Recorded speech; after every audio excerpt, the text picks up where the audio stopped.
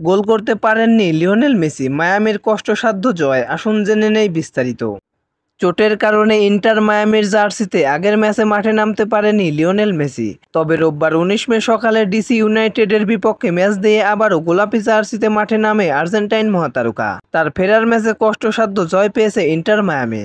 আজ সকালে মায়ামির সেজ স্টেডিয়ামে বৃষ্টি বিঘ্নিত হওয়ায় ম্যাচটি শুরু হয়েছিল দেরিতে। খেলার মাঝপথেও বৃষ্টি হানা দেয়। ম্যাচটিতে বেশ দাপুটের সঙ্গেই খেলেছিল স্বাগতিকরা। তবুও ম্যাচের নির্ধারিত ৯০ মিনিটে গোলের দেখা পায়নি গোলাপি জার্সিধারীরা। এতে মনে হয়েছিল ম্যাচটি হয়তো গোলশূন্য ড্রয়েই শেষ হবে, কিন্তু অতিরিক্ত সময়ের চতুর্থ মিনিটে চমক দেখান লিওনার্দো কাম্পানা। তার একমাত্র গোলেই ১-০ ব্যবধানের জয় নিয়ে মাঠ ছাড়ে মেসি বাহিনী।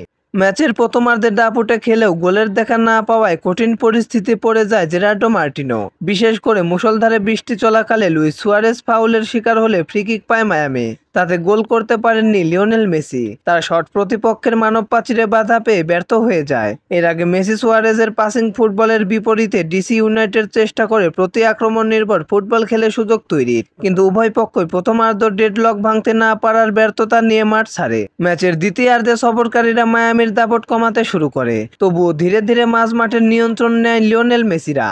৭০তম মিনিটে এই আর্জেন্টাইন মহাতারকার দূরপাল্লার শট বারের ওপর দিয়ে চলে যায়। নিশ্চিত ড্র মাথায় নিয়েই ম্যাচের শেষ দিকে ডিসি ইউনাইটেড রক্ষণাত্মক ফুটবল খেলতে শুরু করে। মায়ামি সেই সুযোগ কাজে লাগাতে মরিয়া হয়ে আক্রমণে যায়। তারই ধারাবাহিকতায় যোগ করার সময়ে মেসিরা পেয়ে যান জয়সূচক গোলটি। এই জয়ে তারা ১৫ ম্যাচ শেষে MLS এর ইনস্ট্যান্ট কনফারেন্সের শীর্ষেই থাকলো। ১৫ ম্যাচে ৯ জয়, ৪ ড্র ও ২ হারে মায়ামির পয়েন্ট এখন ৩১। তো দর্শক বন্ধুরা, খেলাধুলার সকল আপডেট সবার আগে পেতে চ্যানেলটি সাবস্ক্রাইব করে পাশে থাকুন। ধন্যবাদ।